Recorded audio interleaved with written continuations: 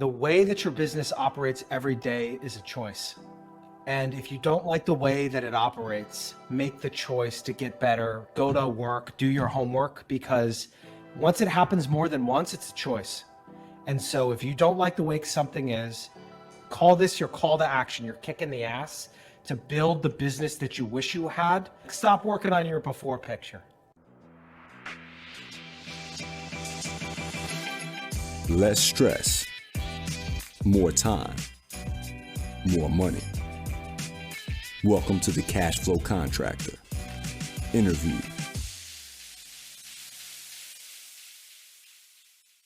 Jon, I typically talk to Martin, our co-host, first and banter for the first good bit, but he's not here today, so it's me and you for banter time. I want to start with something that is fairly prevalent today, and let's start with ChatGPT. So sure, you've mentioned it on your Twitter. That's how I found you. But what do you think about ChatGPT? You think it's going to revolutionize the world and the way we do education?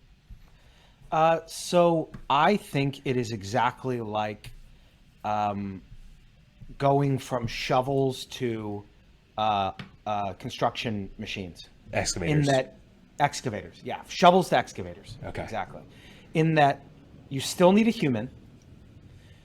That human still needs to be skilled, but the output of one human can be magnified by 50-fold. Yeah. And so you're not going to have an automated backhoe, right? Or whatever it is, automated bulldozer anytime soon, but you can move tons and tons when somebody with a shovel could have only moved a half a ton over a week. And so I really think it's a magnifier of human outputs and productivity, not a replacement, is how I view it. Yeah, I think so too. And I think there's too many people out there that are trying to use it as that silver bullet that is going to try to, write the paper for you as a student or create the legal document for you that you're just going to go ahead and use without even thinking about it. But it's definitely something that's got to be a magnifier. That's good. So especially with your crowd, yeah, they, just like me, I curse a little bit, whatever. They go for it. I've been pitched too many shitty software products that are promising to like change my business and all this crap. And it's just like, you're not fooling me again, buddy. Yeah. And so all these tech bros saying, we're going to revolutionize the construction industry with our software. Just pay me $400 a month. I'm just like, no freaking thank you. Yeah. But that doesn't mean that software can't help your construction industry business like crazy. Yeah. But it just, those guys like to smell their farts a little bit too much for me. And so, that's how I view it. Oh, I'm totally with you. Marketers ruin everything in some way or another. And they pitch these promises like it's a silver bullet, like it's going to solve everything if you just pay the monthly subscription. Yep. And at the end of the day, that subscription just sits there. It's a tool. It's not a solution. It's a tool. Yep. And I heard something once the other day that I loved. It was just because somebody can accurately describe your problem doesn't mean that they can solve it. That's right? Very good. That's very true. And it's like, I love that. That's so true. And that's what the marketers do really well. They get that messaging down where they just understand what your problem is and they talk about your problem really well. And so you're like, oh, they get it. When in reality, that's not enough. It's just some kid sitting in a WeWork, man. Exactly. I'm busy. Leave me alone. That's great, man. So have you always been in business? What got you into business in the first place, Jon? So I grew up in a business family. My dad was an entrepreneur before it was cool. Okay. It's gotten cool in the last, 20 years or whatever, 10, 15 years. But back in the early 80s, when everybody from his kind of professional education went to big companies, he made his own way. And so as a kid, I was just around business a lot. Yeah. And just what were his businesses? He was just a career entrepreneur. So he was in the publishing industry for a while. He was in the conference business for a while. He just an entrepreneur. Cool. He had to evolve several times. And so just as a kid, I was always around this entrepreneurial mindset and saw how much flexibility and autonomy well-run entrepreneurship can give. And he did well and he provided but never missed baseball practice. Right. Yeah. And so even though I had some kind of career detours for the first 10 or so years of my career, I always knew that I'd land back in business and I have. That's cool. What detours are you talking about?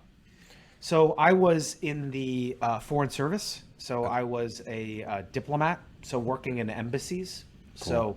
So did that for better part of a decade, living in North Africa, your neck of the woods, and the Gulf, the Middle East. So Any business or what?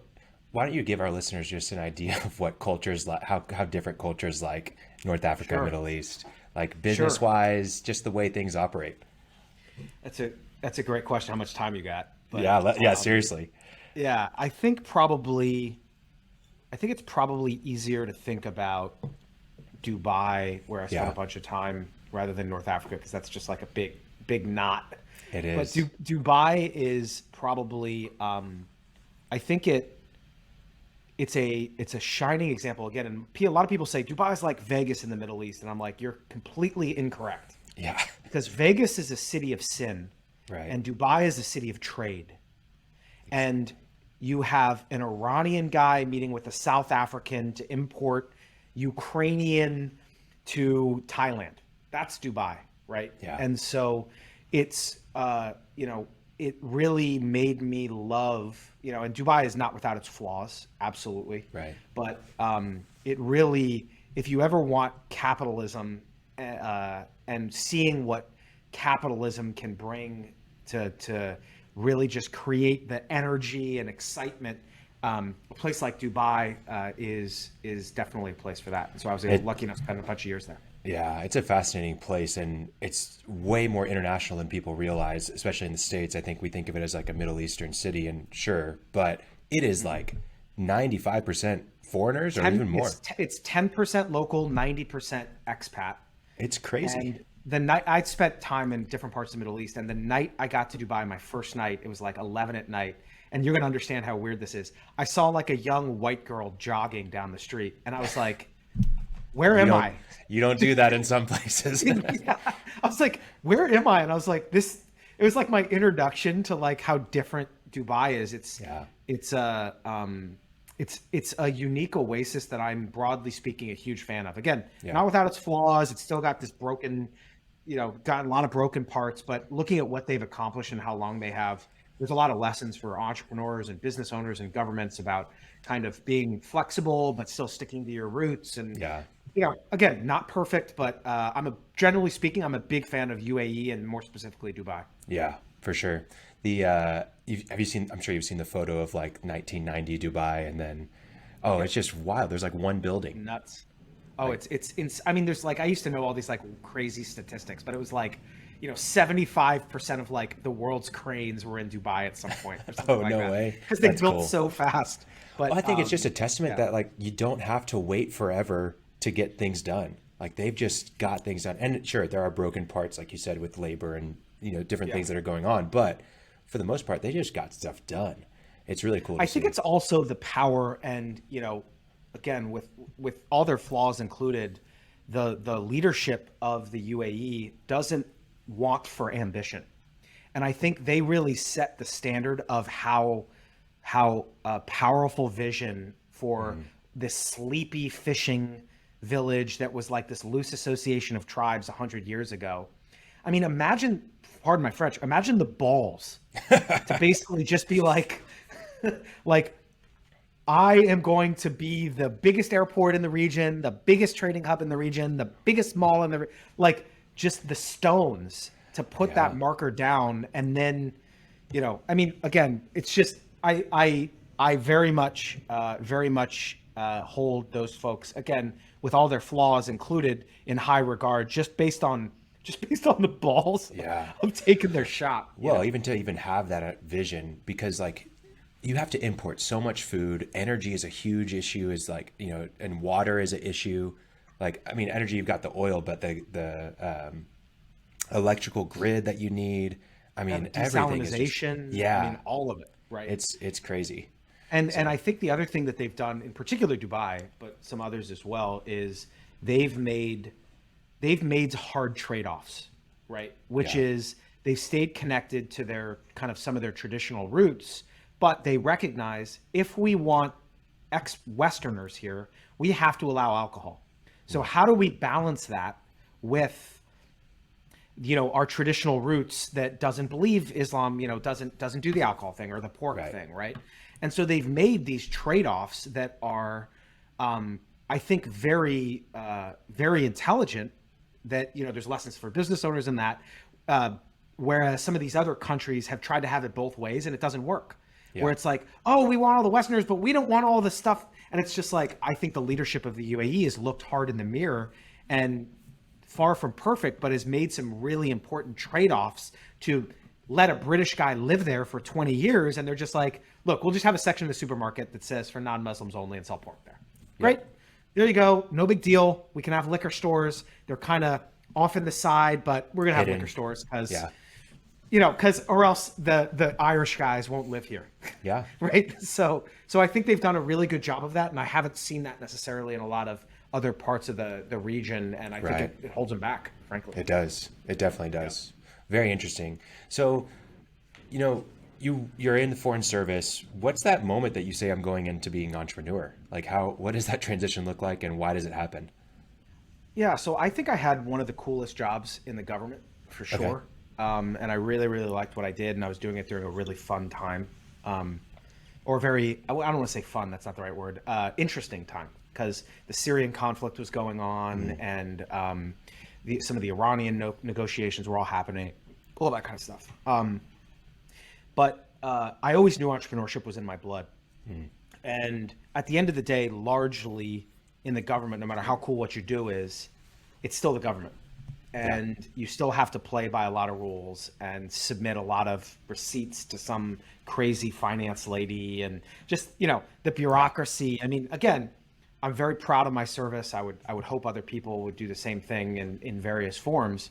But it's spending a career there is probably, I'm a little, as this interview will probably shake out, I got a little bit too much energy. And so I start kind of banging against the walls a bit, let's say. Yeah. And so very proud. And I think, in some ways our country is, I don't want to say lost the tradition, but this idea of the citizen soldier or the person who is in the government for a period of time and then goes back to their home and opens up a store or whatever. And so I always like that idea of just like not doing 35 years, but also not doing it. And so that was really kind of a part of my plan, which was I wanted to do my service, do what I could, and then kind of transition. So wow, very cool. So you get to that point where you're ready to go back into entrepreneurship. What's the first thing you get into?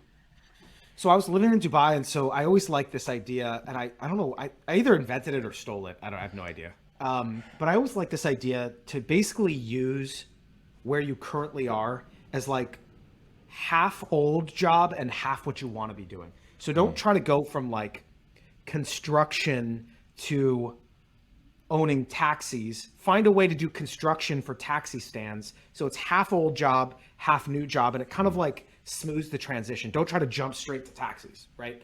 And so I always in my career have looked for ways to kind of like leverage what I have been doing in order to get to where directionally I wanted to go. Yeah. And so for me, the first thing I was doing was I was working with a lot of US based real estate companies who wanted to raise foreign direct investment from the Middle East because it was kind of half my old job, which was like networking with rich people, right? And then I got exposure to marketing and kind of real estate finance. And so I was like half old job, half new job. And so started doing that for a little while just to kind of like figure out business as an adult. So that's how I made the transition. And then you went from that real estate finance into what next? So basically over the course of that, I was able to accumulate some skills, things like digital marketing and kind of sales stuff and things like that. Yeah. And over time, I saw that some of the folks running those types of companies weren't that impressive. And it made me want to operate. So it made me want to actually be the owner, operator of companies. And because I was just like, man, if this is the people running companies, like I want to go compete and go kind of play on that field. And so, so from that, kind of marginally successfully bought a couple businesses in Florida, didn't really like them, have sold most of them at this point. And then my biggest, probably to date, my biggest success was I bought a home improvement company in Southern California and was able to grow it really, really fast. And what type of home improvement? It was a garage upgrade company. Okay. So, and we can definitely kind of deep dive on all that, but Yeah. there was attributes to it that let us grow it really fast, Yeah. and was able to take something that was not, basically grow it almost 500% in a year, which is pretty cool. So what made you choose the garage door aspect? What got you into that? Upgrades, not doors. Upgrades. And that's an important reason. Yeah. So okay. Tell me more. Important distinction. So couple different things. So when I was looking to buy a business, I wanted something in Southern California because that's where I wanted to live. And so definitely we were industry agnostic, meaning I looked at a million different sectors. So I looked at a courier service. I looked at a kids play place rental business. I looked at a whatever. And so this business that we found, there was a couple attributes to it that we really liked. The first was, even though it kind of looked like a construction business, it was really a product business with installation included. So it had some attributes of construction, like the licensing and things like that. But essentially, I didn't have to have super skilled crews. I didn't have to have super skilled salespeople, which let me grow really fast because I didn't have to, have this talent pipeline that was years long, right? Which I'm sure a lot of your audience understands. Some of the things that break when you grow is you're like, well, if I don't do the estimate, we lose margin. Yeah. Whereas in this business, because it was largely driven by like cabinet sales and slat wall, which is stuff on the walls, flooring, I can train a salesperson with no experience in a couple days. And so that let me bring on a bunch of salespeople really quickly. Whereas in a normal construction company, you're like, I can't, if these guys mess up the plans, I lose money. So the other thing that we liked about it was, very unsophisticated industry from a digital marketing perspective. And so we were able to look at kind of specifically what clicks were costing on Google. Yeah. Which I think most people know, but it's a very kind of old school business tactic. And we were seeing that they were very, very inexpensive compared to what they should have been. Sure. So given how much money we made per job, they should have been costing $20, $30 each, and they were costing $1 or $2 each. And so that meant that if we got into that space, we could find a lot of customers really, really fast with a very basic marketing technique. Right. Really interesting. So who is your ideal client for this business when you first started? Like, what are you going to be doing for them exactly? Yep. So classic, the fancy marketing word is like avatar, like who's your customer profile, right? Yeah. And for us, it's middle or upper middle class, not upper class, homeowners who have a garage, obviously, have probably kids, and they basically just want that room to be nicer. And so the average sale for a garage upgrade in Southern California is around $10,000. Okay. And that includes like a couple walls of cabinets, the floor, and slat wall, which is stuff you can hang things on the wall.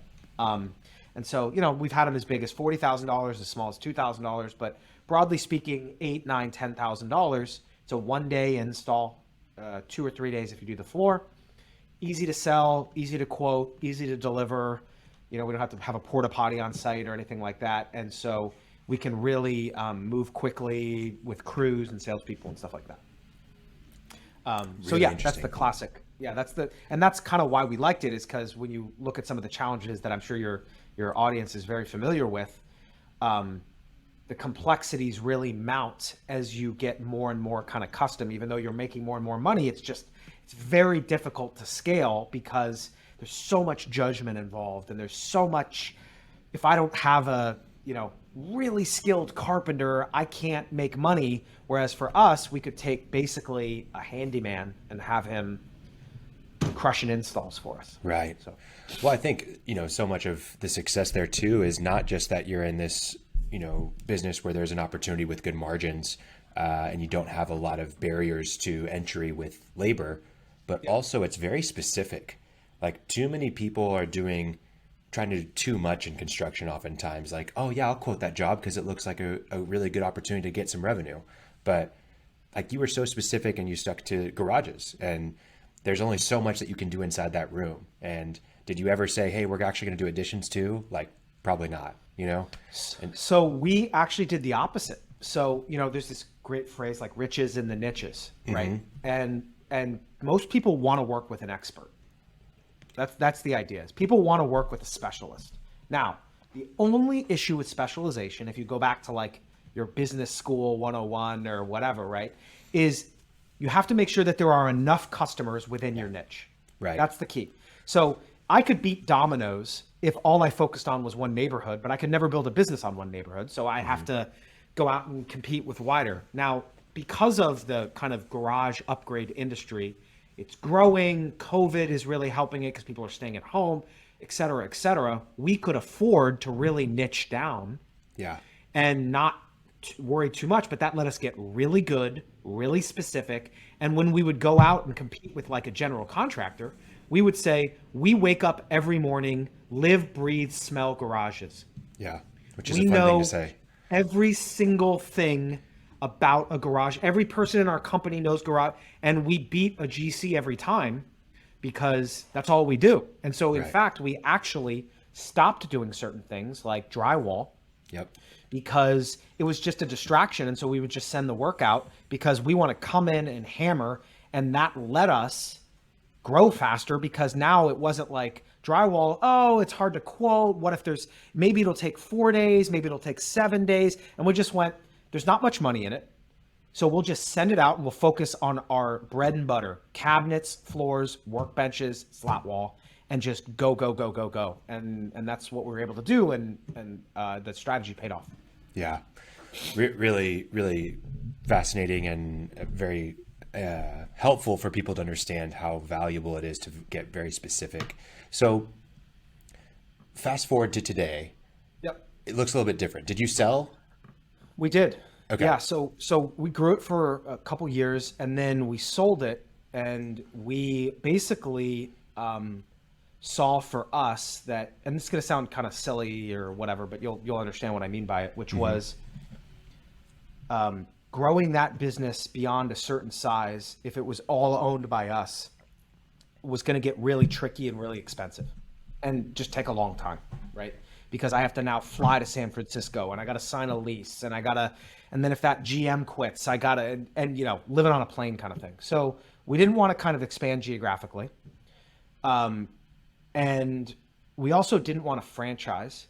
And there's a lot of reasons why we didn't want to franchise, just specifically because there's a lot of rules. And I'm like a crazy, like small government guy. Like as a man who worked for the government, you'll not meet anybody who doesn't trust the government more than me, because I saw it from the inside. And so I didn't like this kind of like top-down element of franchises. Yeah. Just kind of like me telling Khalil what to do. It's like, nah, man, I'm a businessman so that I can do what I want. Like, so I didn't like that element.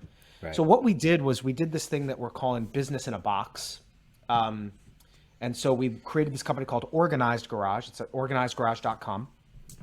And what we did was we took all of our systems, processes, marketing, installation guides, job ads, everything that's required to run a really dope garage upgrade company. We packaged it up and essentially we license it now. And so where it's different, the big difference between us and a franchise is franchise rules and regulations are very serious, is that we're not co-branded and we can't tell you to buy anything or force you to buy anything. So it's not like a distributorship. Right. And so basically, we have, I think 17 of these now, we call them affiliates. And what it is, and we have a couple general contractors in there who want to add garage upgrades, right? And what it is that it's not called Organized Garage Nebraska location. It's called Khalil's Wonderful Garage. Right. And we're underneath the hood showing you how to do everything, helping you with everything, helping you with the market, helping you with all this stuff. But because it's not co-branded, there's no rules. Because if Khalil decides he wants to do, outdoor kitchens, we're like, awesome, we don't care. Whereas if you were doing that in a franchise system, they'd say, Khalil, you're not allowed to do that because you're going to ruin our brand.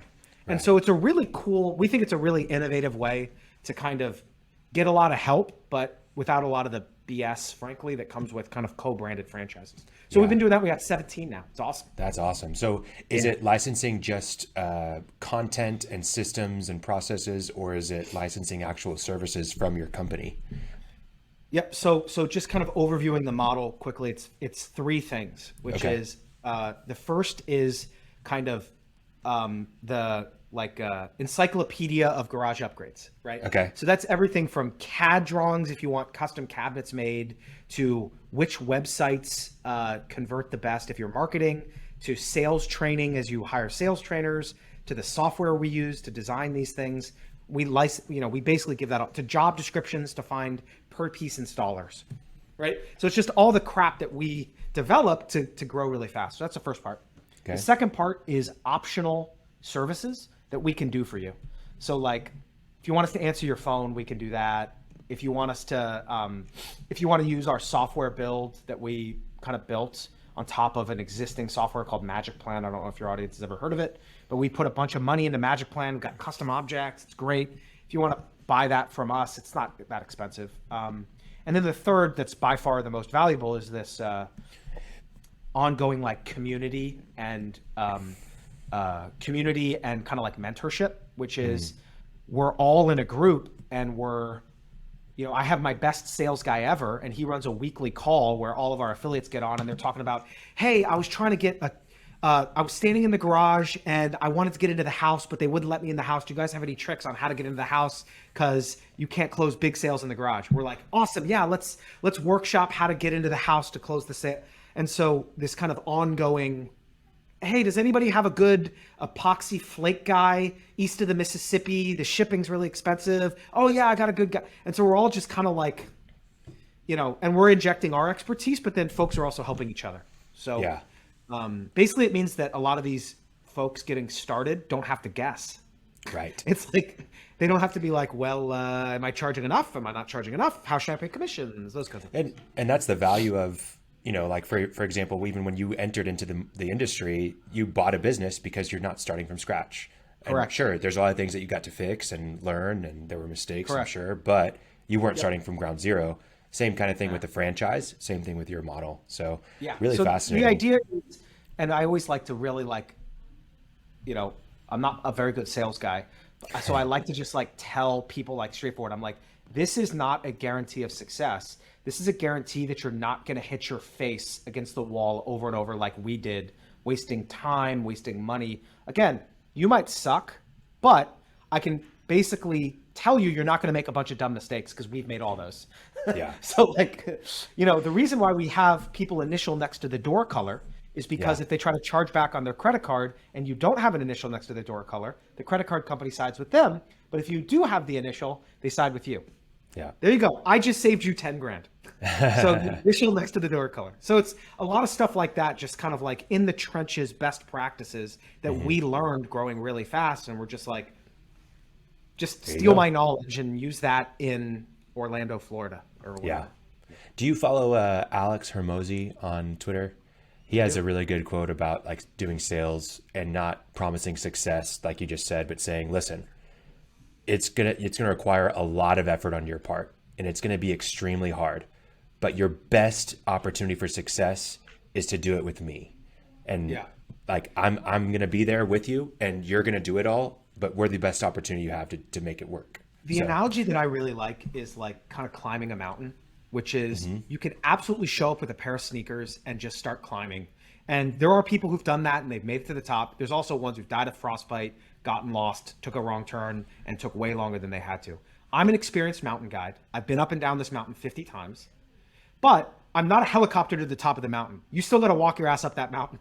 Yeah, right? I'll be right behind you carrying the load, but this is not like I drop you off at the top. This isn't crypto. This isn't NFTs. Like at the end of the day, you got to walk your ass up that mountain. I'll be right next to you, but we ain't skipping to the top, brother. Like I wish I knew how to do that, but I don't. So that's usually what I tell people is you can go just a pair of sneakers and start walking, and maybe you'll make it. Maybe you won't. I've been to the top of that mountain. I can be like, don't go right, go left. You're undercharging, or whatever it is. So, No, that's a great analogy. I love that. Yeah. I love that. Really cool. So if I'm following your pattern of doing 50% of what you currently do and 50% of what you want to be doing, how does this fit into it of you going into these affiliates? What are you stretching for?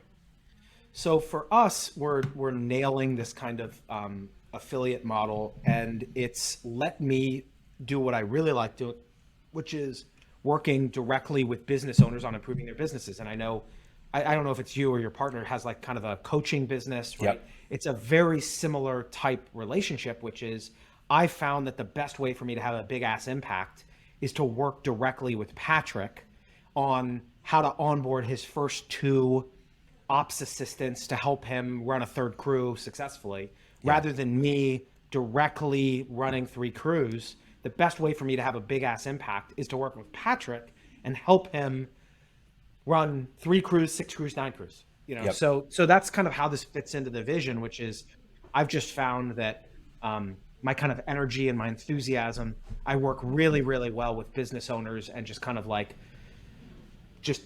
I just like working with business owners. And, you know, again, you want to talk about Hormozy, the best way to make a lot of money is to help other people make a lot of money. Yep, exactly. And so that for me is kind of what organizes my thinking, which is I want to make a lot of people a lot of money because I'm going to make money too when they do it.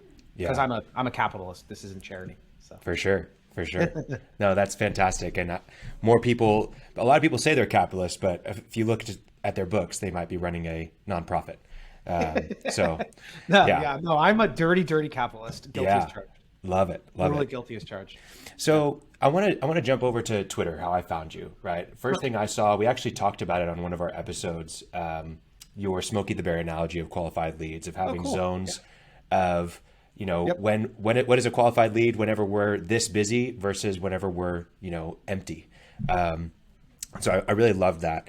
But thank you. Your Twitter, absolutely. Your Twitter is really great, and you've got several things that I've got questions about, but just tell me a little bit how you got started in Twitter and why you are investing so much time and energy into it. Sure. Awesome. Thanks. Well, first of all, thanks for reading, like, you know, those kinds of things. Like, it's awesome to hear people like my stuff, because I don't know, I'm like a crazy person locked in a room sometimes. So the way I got started was, you know, I read something once, basically, and everybody who's listening to this knows this, which is people buy from people they trust, that they like, that they've seen over time. And more as marketing and advertising gets more and more crowded, people are going to look more and more to trusted voices, like a podcast like the Cashflow Contractor, or somebody that they've been following on Twitter for years, or whatever. And so I saw how powerful having kind of working in public, so to speak, and just kind of talking about smart things and kind of building my network of people who go, you know, maybe you reaching out to me was because you read my stuff and you're like, oh, he seems like a little nuts, but smart. I should totally talk to him. Right. Whereas if I would have cold emailed you saying, I promise I'm really nuts and smart, you'd be like, who the F is this guy? Right. But because you've been reading my stuff or whatever, consuming my writing, you're just like, oh yeah, Jon's cool. Yeah. And so as I think about the kind of impact that I want to have on my business life and my business relationships, just kind of writing and getting my word out there is really important. And, you know, the lesson maybe for some of your audience is just being really enthusiastic and passionate about what you do is contagious and magnetic. And so it doesn't matter. Like I don't know if you've seen this. There is a freaking guy I think he's on TikTok and YouTube Shorts, and all he does is pump septic tanks. And he makes videos about literally every time he opens the septic tank, he goes, smells like money. And I'm like, if this dude can build an audience on this topic, what excuse do you have, Mr. General Contractor, right? Yeah, absolutely. And I mean, I feel like, especially with contracting, there's such an opportunity to build in public because you're literally building something. Like before and after is such an easy thing. Yeah, exactly. Whereas like, honestly, what you do is not quite as visual, and it takes a lot more like time and energy to like get something out there. Whereas you could literally just take a couple photos and build in public as a contractor. Or just, you know, a selfie video every time you go to a job site. What people, and Gary Vaynerchuk says this really well, which is people think they need to create content. They don't. They need to document. Yep. And so don't worry about edits. Don't worry about fancy cuts. Don't worry about any of that crap. Open up your phone and say, hey, I'm here on this job site. Here's a common problem I see. Do you have runoff that goes straight to this? Here's how I fix it. And just talk. Don't think about like, I have to come up with a hook. I have to sell my goods every time. Just like, no, man, just put your expertise into the world and you'll be surprised. Is Yeah. my belief.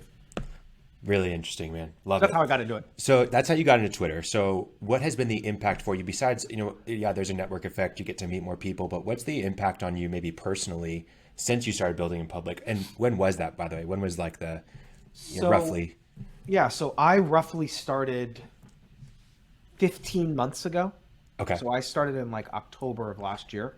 And what was your goal? Like you have like hey, I'm going to tweet every day, or what am I going to try to, accomplish? You know, at that point, I think it was that, there's all these like kind of business owner networking groups and stuff like that. And I never really felt like I wanted to be a part of those, but I wanted to kind of talk to other business owners. Yeah. And so I kind of, LinkedIn is kind of for like the W-2 types and like, that's not really my scene. Sure. And when I started reading in the small business part of Twitter, I started to just see like, I'm like, oh, these people are like me. Right. Like, they're just like a little nuts, but doing weird, crazy shit, talking about plumbing companies and car washes. I'm like, these are my people. And so when I first started writing, it was basically to like hold up my resume and say, I'm one of you, let's be friends. Right. Let's talk shop, let's learn, let's trade, let's whatever. And then over time, I found kind of what part of my experience resonated most with people. And then I've just kind of focused on that over time because I've now got a newsletter that I write. And again, I don't necessarily have a specific goal. I'll probably like sell something at some point. I don't know what. Sure. But, for right now, it's just been I consider the people that follow me in my newsletter to be a bigger asset than a huge pile of money in the bank. Yeah, I absolutely. say that another way, right? Yeah. Your network is your net worth. Yeah.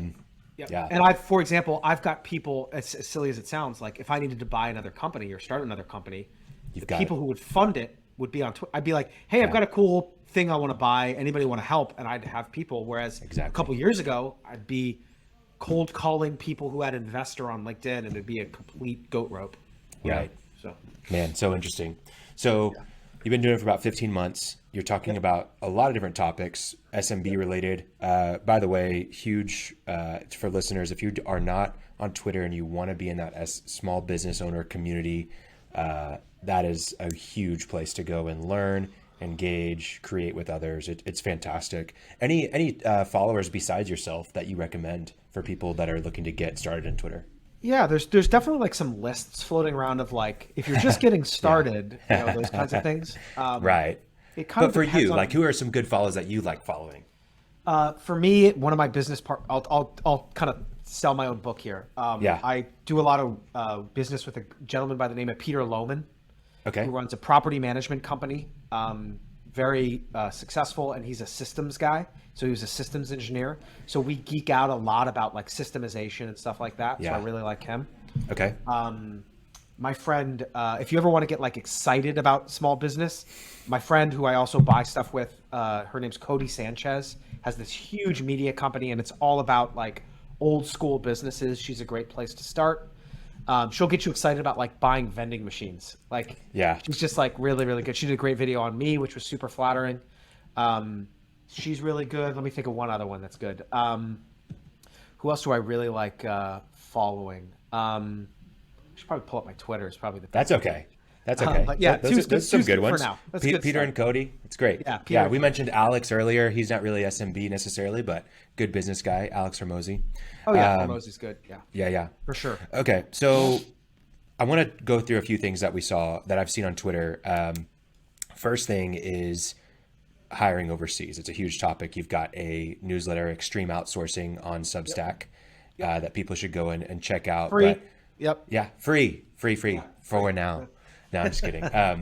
So yeah, with hiring overseas, I want to just talk about labor in general as it applies to construction, right? Sure. You're not necessarily as specialized in construction. You don't need someone that's going to be able to drive a forklift or, someone that's going to have an excavator license. But what are people missing out on with hiring people that are overseas? Like, obviously you can't hire someone that's going to go to the job site that's from overseas necessarily, but what are they missing out on? Yep. So, awesome question. So just to give a little bit of background, because I lived abroad, I feel probably I was an early adopter to using what I call like global talent. Yeah. Because I'd always dealt with people from different cultures in India and Pakistan and Tunis and South Africa and Nigeria, right? That's just a very normal part of my life, kind of living abroad for as long as I did.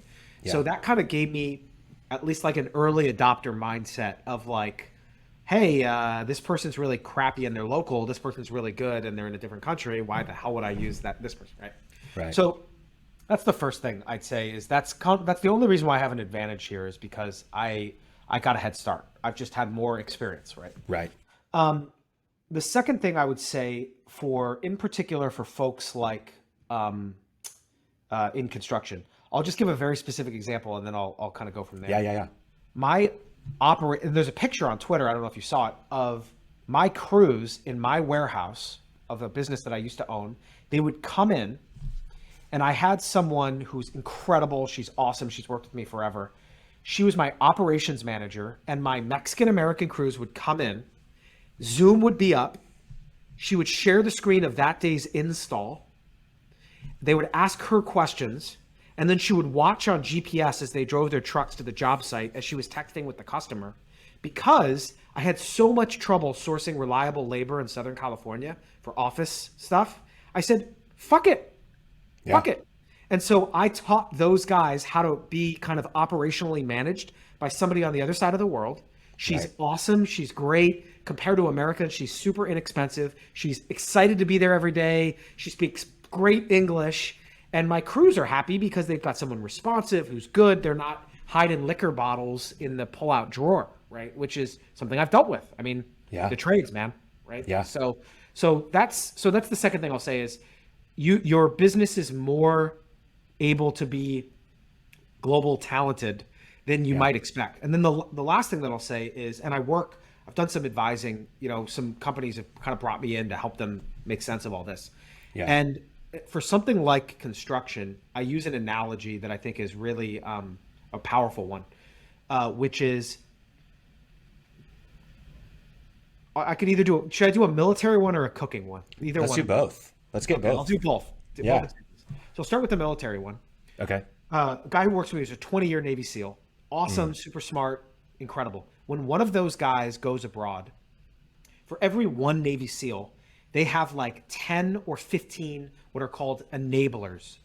And that person is the armorer who takes care of all their weapons, the person who fixes their truck, the person who does the intelligence, the person who does the operate, whatever. Because Navy SEALs are really slow and expensive to train, but enablers are faster and easier to find and train and retain.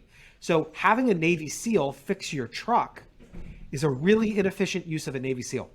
Right. Because you can give a guy a 3-month course on fixing the truck, but the SEAL has to be in training for 10 years. And so I'll give one other analogy and then I'll bring it all together. Gordon Ramsay, or a really high performance chef, he's one of a kind. One of a kind, skilled like you have no idea. Would you ever have Gordon Ramsay scrub a pot or wash a dish or chop an onion?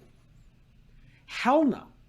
So he has a team of sous chefs, right? Or prep cooks or dishwashers, and he's still there for that critical high skill piece. But if he's sitting there scrubbing a dish, you're going, what the fuck are you doing, Gordon? Yeah, go get out of there. Go do high skilled stuff. And so when I work with folks like contractors, you're like, no, it's all high skill. I go, talk to me about what percentage of the day your plumber is actually plumbing. And in most cases, it's like half. And I'm like, awesome. What if he had somebody who did all the scheduling for him? What if he had somebody who put all the orders at the parts house for him? What if he had somebody who scheduled the truck maintenance for him? What if he had somebody who did all of his expenses for him? What if he had somebody who chased down open invoices for him? How many more water heaters per day could he install? Yeah.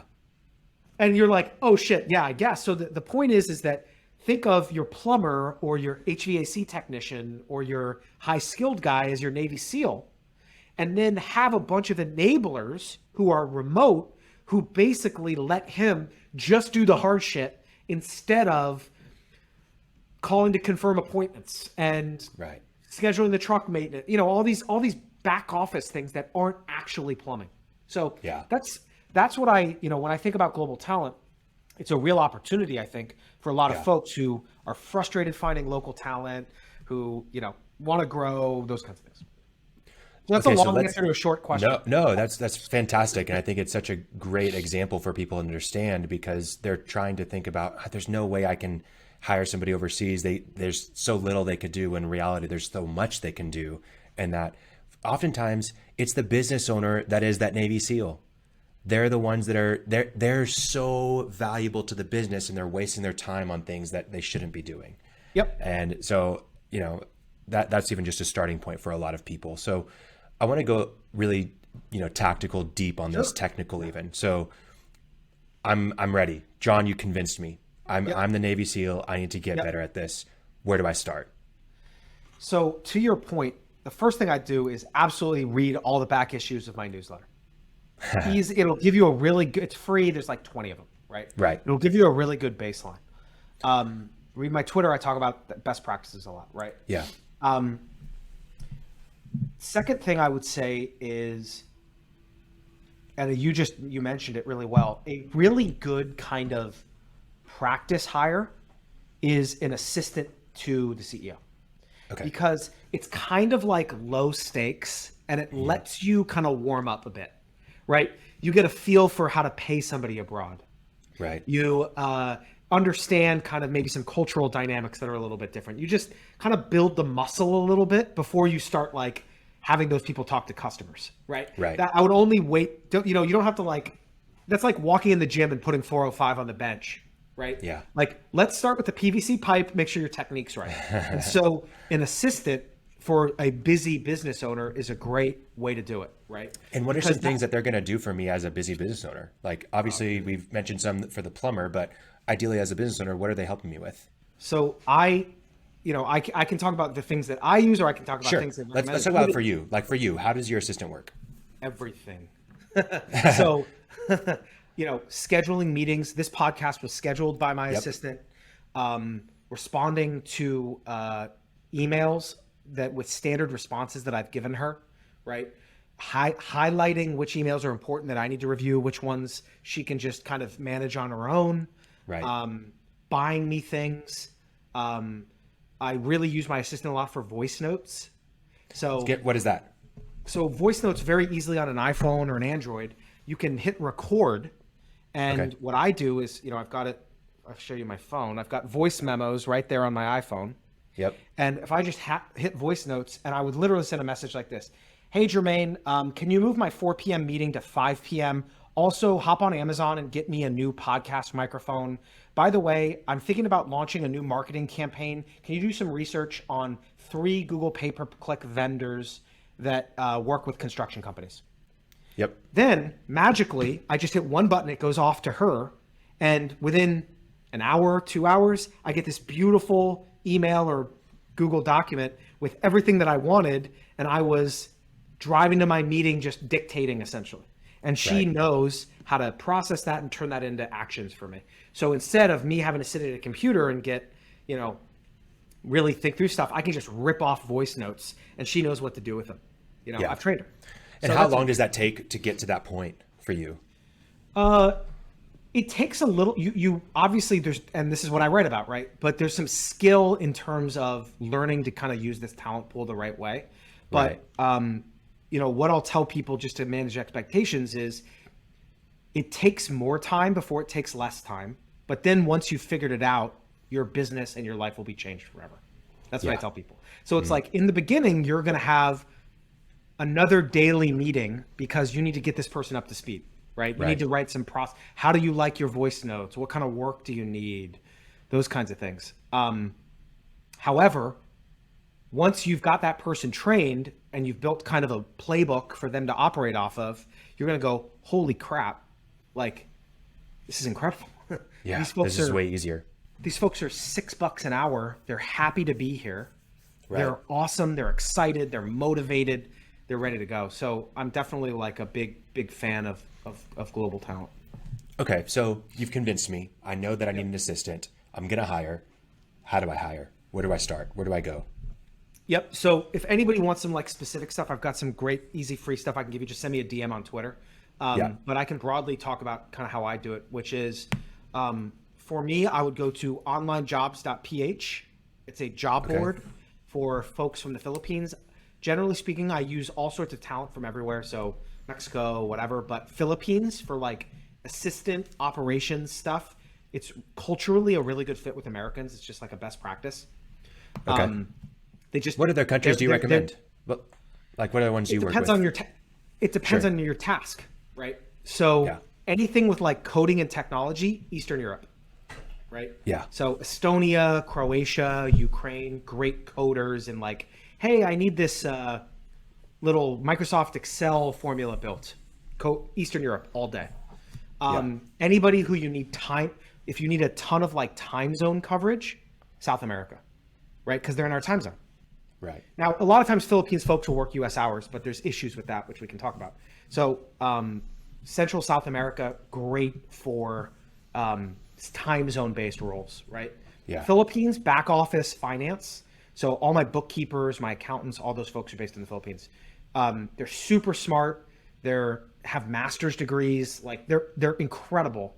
And because of the wage difference, they're incredibly affordable, but they're upper middle class in the Philippines, right? Right. So I'm paying a full-time accountant, my full-time accountant right now, based in the Philippines, $1,500 a month, has a master's degree, and she's upper middle class, and she's freaking incredible. Balance sheet reconciliations, P&Ls. Now, she doesn't do wires, right? Like my CFO does that, but she reconciliations, and she's full-time. It's incredible. Yeah, it's great. Right? So those are the countries I do it from. So onlinejobs.ph for like an assistant role. The guy, John Jonas, the founder, super smart guy. Him and I are email buddies. He's got some free resources there on like how to use folks from overseas. And who's John Jonas? Sorry. He's the founder of onlinejobs.ph. Okay. Which is that job board for finding folks in the Philippines. Gotcha. Create a job post. Be very kind of specific as to what you need. Don't have what we call superstar syndrome. They need to know construction, and they need to be cheap, and it's like let's be realistic here. So I would say just like all-purpose assistant needed, some familiarity with technology is good, can-do attitude, coachable. Right? Yeah. Then I'd interview them, talk to a couple of them. And you have some fascinating tips on interview. You like don't do a in-person interview if you're not going to meet with them in person, right? Is that something you said? Correct. Yeah. So basically, one of the things that I do is it depends on the role, but if I don't want to manage them via Zoom, why would I interview them via Zoom? Yeah. Right. Now, if I want to manage them via Zoom, then I will absolutely interview them via Zoom. But if, for example, a graphic designer, right, or a video editor, I never want to talk to that person. I want to send them projects and I get back an edited video. So when I interview them, I'm going to send them raw video, and I don't care if he's got broken English, works at 2 a.m. If he sends me back a good edited video within 24 hours, he's hired. And so don't interview differently than you want to supervise. And so for my assistants, I do want to talk to them because I am going to have a personal relationship with them, Right. But somebody like a bookkeeper, I mostly want to send them emails. Right.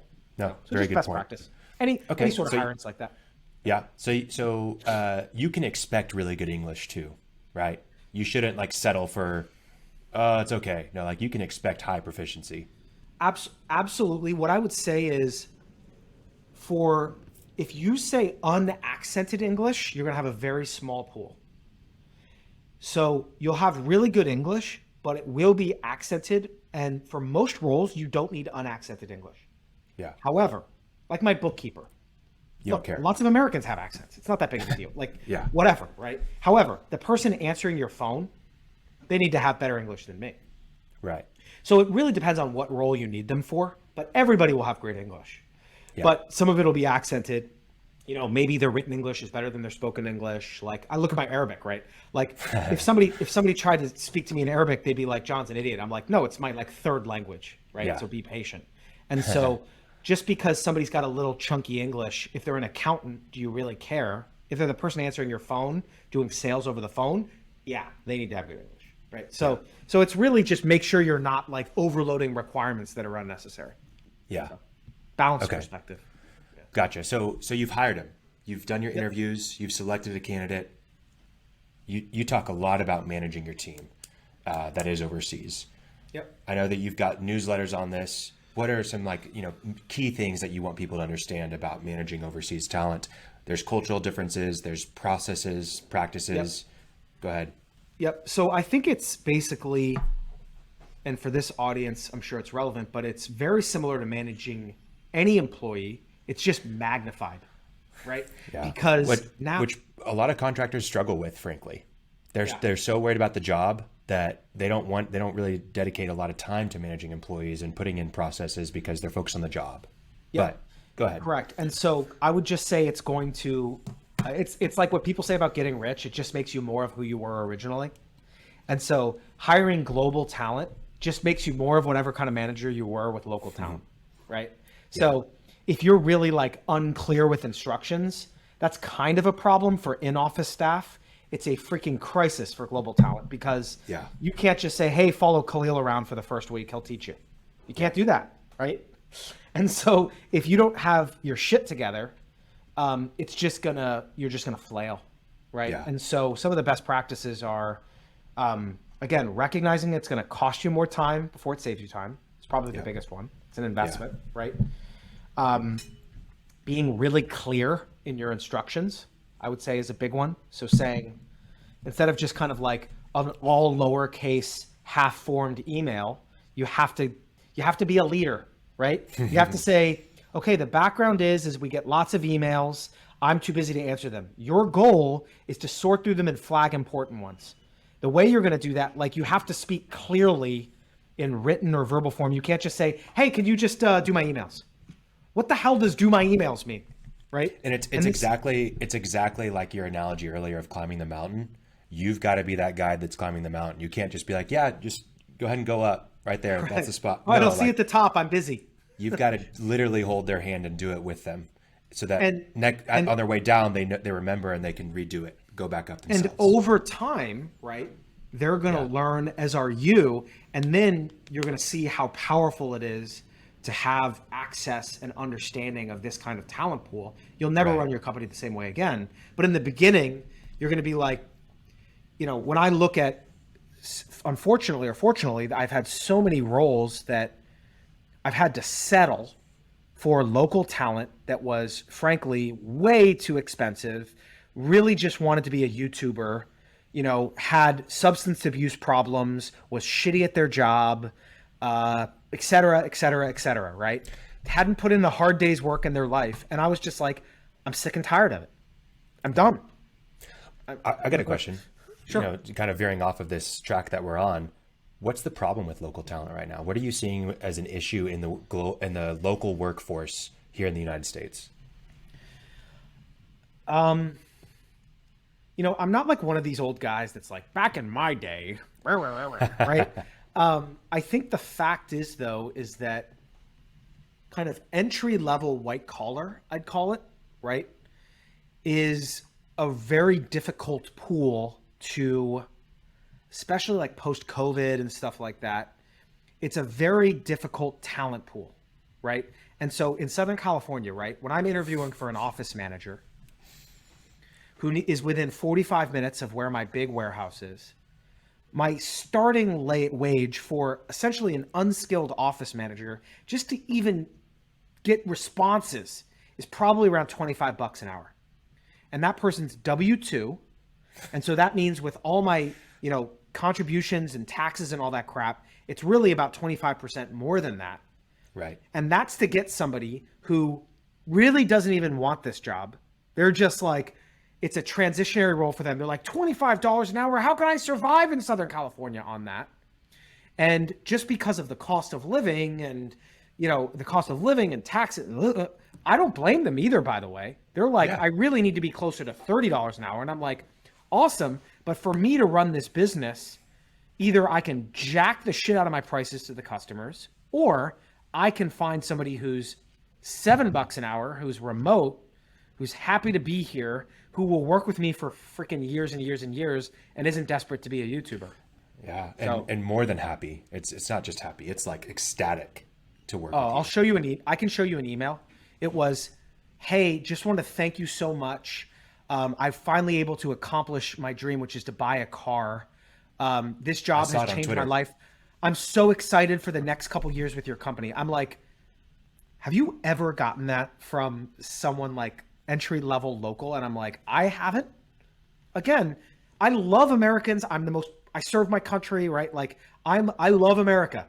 But as a business owner and as a capitalist, when I look at substance abuse, tough to deal with, tough to find, super expensive, local person, or happy to be here, stick around for years, remote, I'm like, Yeah, it's almost a no-brainer. Honestly, I think there's nothing more American than the mentality that the global overseas talent has, because you look at what really built America in the 1900s, and it's the American dream, and it's people, and it's still being built by people with the American dream, quite frankly, that are coming here and immigrating here and see that there's so much less friction in their life, that they've got, a home country that just buried them underneath a lot of difficult challenges, and there was no ways to rise to the top. And so they come here and they rise to the top, and now they can do it without actually having to move here.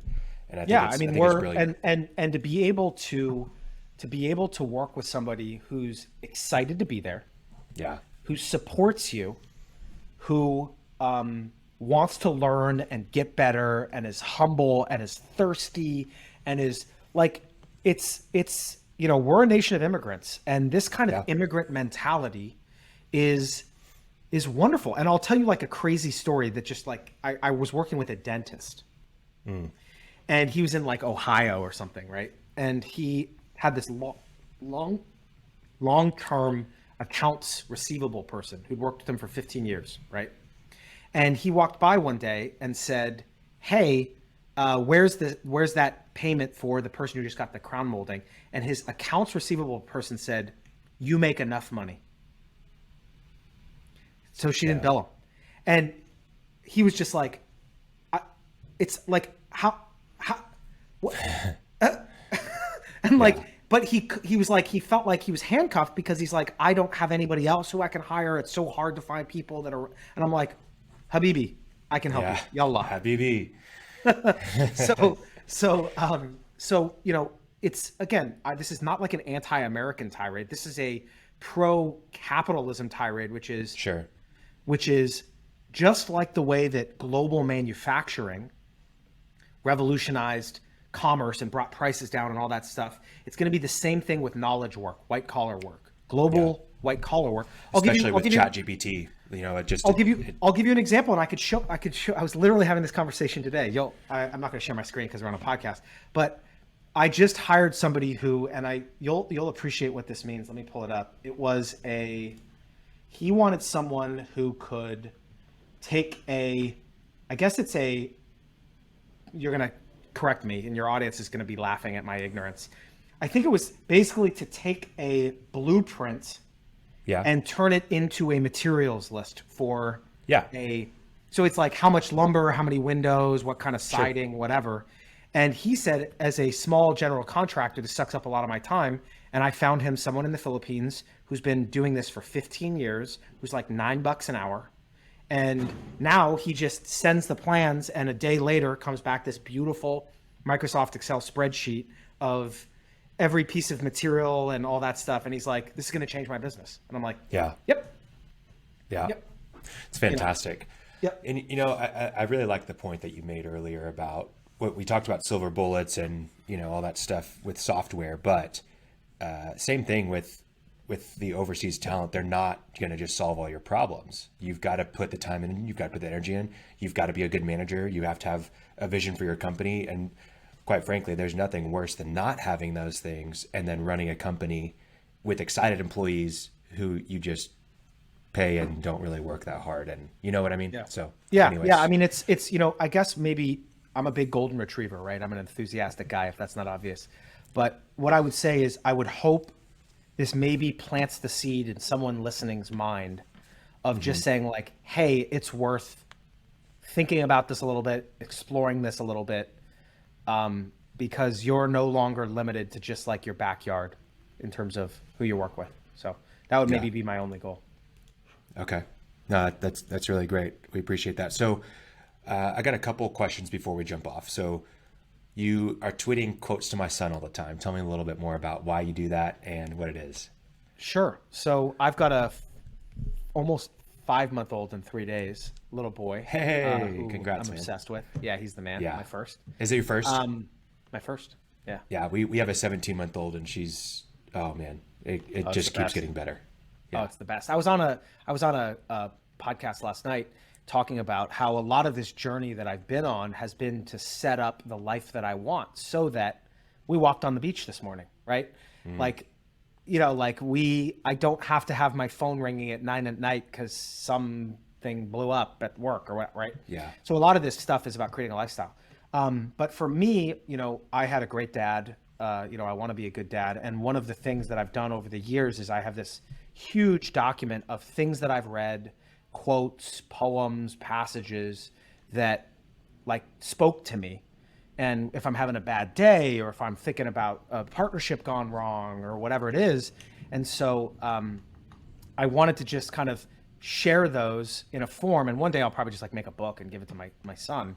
But It was just like my favorite ones that to me are kind of like a guidebook for what I believe in and what's important to me. And they're just things that over the last 20 years in some random book I read, I found a line that just like really spoke to me. So I wrote it down and I put it in a big document. So I love it. That's why I do it. No, they're so good. They're inspirational too. And I love the idea of, you know, just in terms of even building a business, how you're making investments incrementally every single day in your business.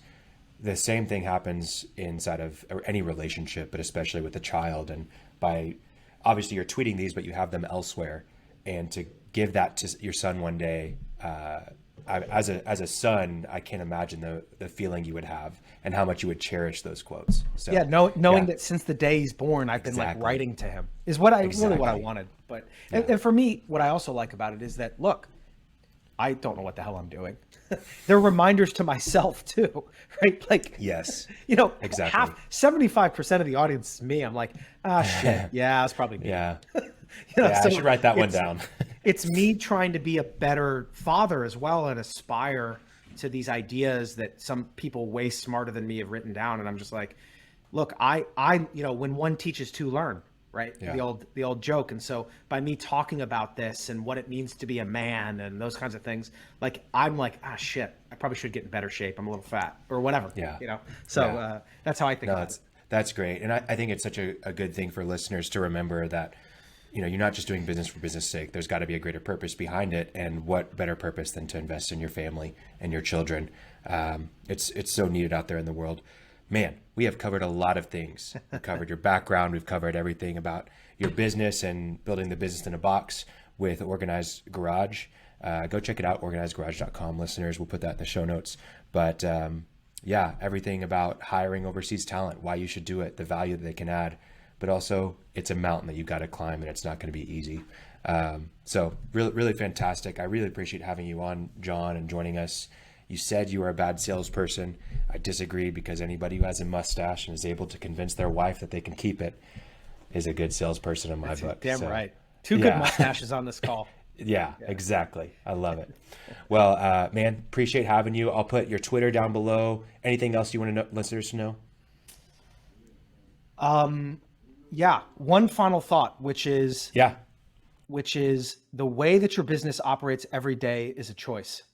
And if you don't like the way that it operates, make the choice to get better. Reach out to a guy like Khalil, reach out to somebody like me, go to work, do your homework, because once it happens more than once, it's a choice. And so if you don't like the way something is, call this your call to action. You're kicking the ass to build the business that you wish you had. You know, like, stop working on your before picture. So, yeah, absolutely. Love it, man. Appreciate your time, Jon. Cheers. Thanks for being on. Okay, take care. Thanks for listening to The Cashflow Contractor. Check out our website in the show notes or visit thecashflowcontractor.com.